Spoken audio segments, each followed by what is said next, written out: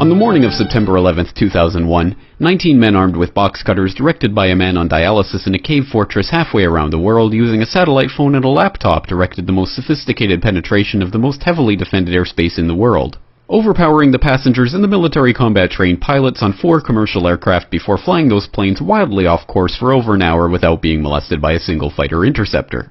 These 19 hijackers, devout religious fundamentalists who like to drink alcohol, snort cocaine, and live with pink-haired strippers, managed to knock down 3 buildings with 2 planes in New York, while in Washington a pilot who couldn't handle a single-engine Cessna was able to fly a 757 in an 8,000-foot descending 270-degree corkscrew turn to come exactly level with the ground, hitting the Pentagon in the Budget Analyst Office where DoD staffers were working on the mystery of the $2.3 trillion that Defense Secretary Donald Rumsfeld had announced missing from the Pentagon's coffers in a press conference the day before, on September 10, 2001. Luckily, the news anchors knew who did it within minutes. Osama bin Laden. The pundits knew within hours. Osama bin Laden. The administration knew within the day. Terrorists who committed these acts and those who harbor them. And the evidence literally fell into the FBI's lap. That a hijacker's passport was found blocks from the World Trade Center crash site, if you can believe that. But for some reason, a bunch of crazy conspiracy theorists demanded an investigation into the greatest attack on American soil in history. That investigation was delayed, underfunded, set up to fail, a conflict of interest, and a cover-up from start to finish. It was based on testimony extracted through torture, the records of which were destroyed. It failed to mention the existence of WTC-7, Able Danger, P-TECH, Sibel Edmonds, OBL and the CIA, and the drills of hijacked aircraft being flown into buildings that were being simulated at the precise same time that those events were actually happening. It was lied to by the Pentagon, the CIA, the Bush administration, and as for Bush and Cheney, well, no one knows what they told it because they testified in secret, off the record, not under oath, and behind closed doors. It didn't bother to look at who funded the attacks because that question is ultimately of little practical significance.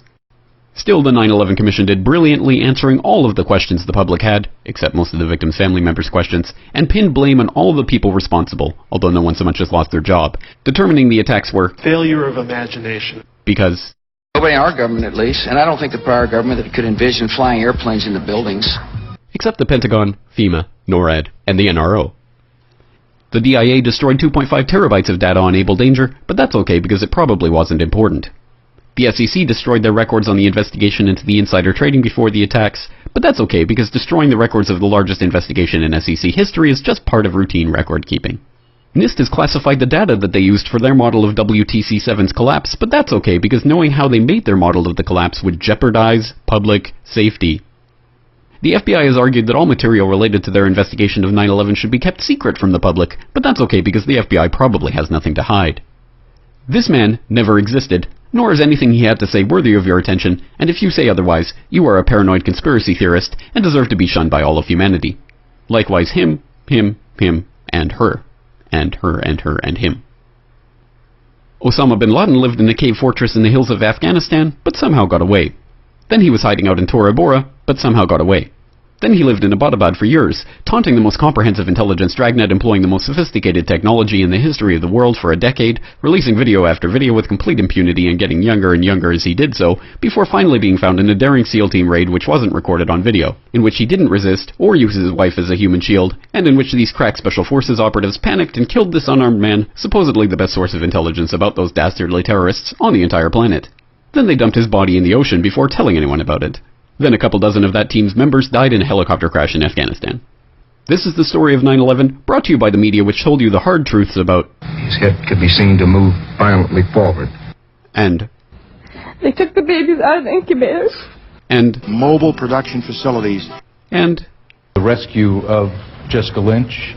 If you have any questions about this story, you are a batshit paranoid tinfoil dog-abusing baby hater and will be reviled by everyone. If you love your country and or freedom, happiness, rainbows, rock and roll, puppy dogs, apple pie, and your grandma, you will never ever express doubts about any part of this story to anyone. Ever. This has been a public service announcement by the Friends of the FBI, CIA, NSA, DIA, SEC, MSM, White House, NIST, and the 9/11 Commission. Because ignorance is strength.